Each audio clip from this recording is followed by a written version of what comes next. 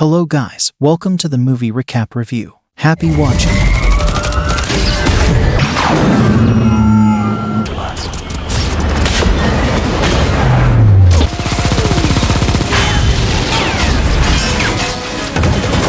We need to convince Japan to ground their planes! If I'm right about Ross, you're going to die.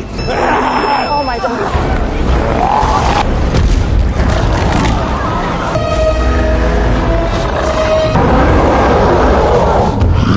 The film opens with newly elected President Thaddeus Thunderbolt Ross addressing a crowd, vowing to stand against unprecedented threats. News reports highlight Ross's infamous temper, his controversial role in the Hulk and Abomination's battle in Harlem, and his strained relationship with his daughter Betty.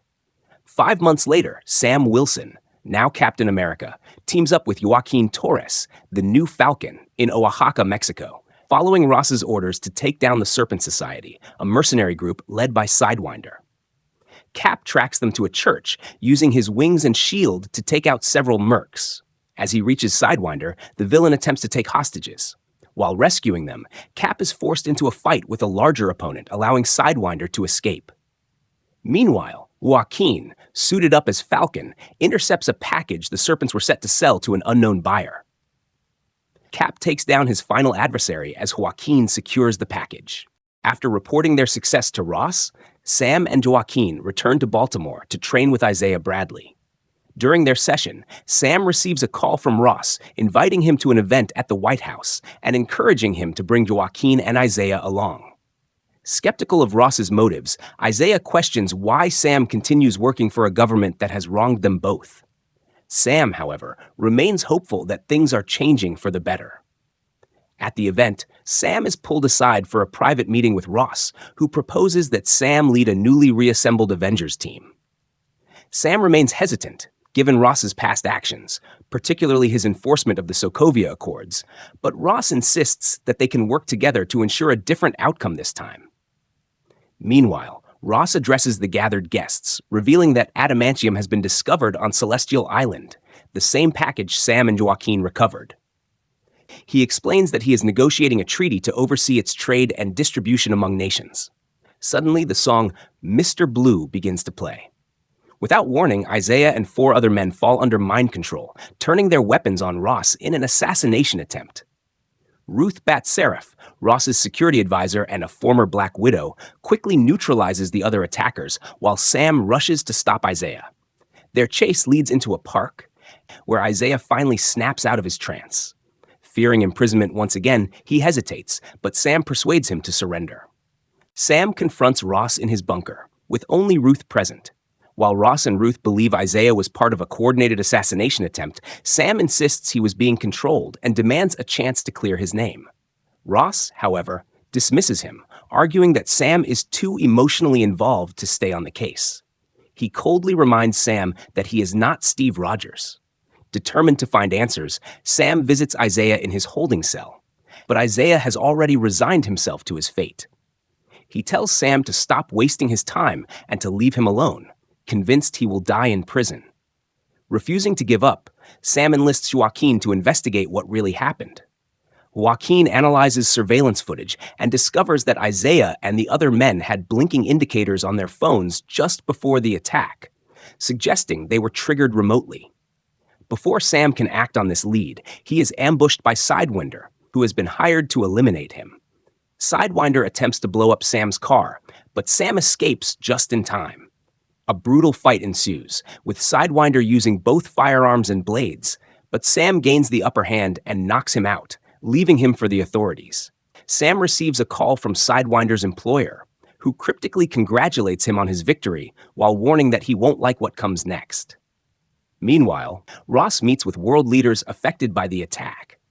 Doubt begins to creep in as they question his ability to lead, and their growing distrust threatens to undermine the Adamantium Treaty. Sam brings Sidewinder's phone to Joaquin, who traces the source of the employer's call to an off-grid facility in Virginia known as Camp Echo 1. As they set out to investigate, Ruth witnesses a chilling event.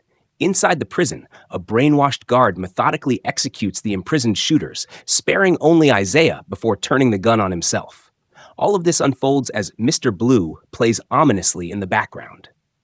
Meanwhile, the mysterious mastermind contacts Ross directly, warning him that a shift in power is imminent. Upon arriving at Camp Echo 1, Sam and Joaquin deploy Red Wing to scout the facility. Inside, they discover a lab filled with genetic data on multiple individuals, including Isaiah and the other attackers. Before they can process the implications, they come face to face with the mastermind himself, Samuel Stearns, now fully transformed into the leader. Stearns reveals his vendetta against Ross and, before Sam can act, restrains him using a powerful device. As Stearns makes his exit, he leaves them to deal with a wave of mercenaries. Sam and Joaquin take down the first group before being confronted by more reinforcements. Just as the fight intensifies, Ruth arrives, effortlessly dispatching the second wave and joining them in the battle.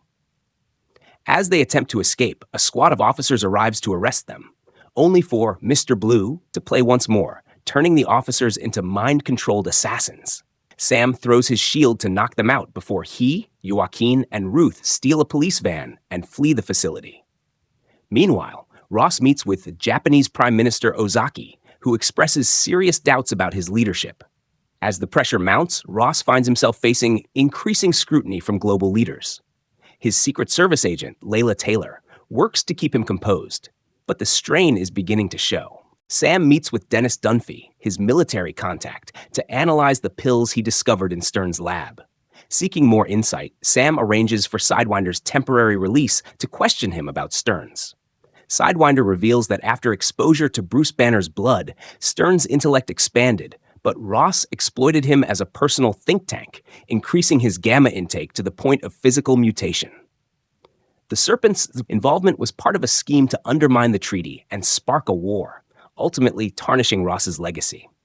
Before departing, Sidewinder cryptically assures Sam that he will escape, eventually. Meanwhile, Dunphy informs Sam, Joaquin, and Ruth that Ross and Ozaki have dispatched warships to seize Celestial Island. Determined to confront Ross, Sam demands answers about his connection to Stearns. In a tense exchange, Ross confesses that he is dying of heart failure and has been relying on gamma-infused pills created by Stearns, which have slowly saturated his bloodstream.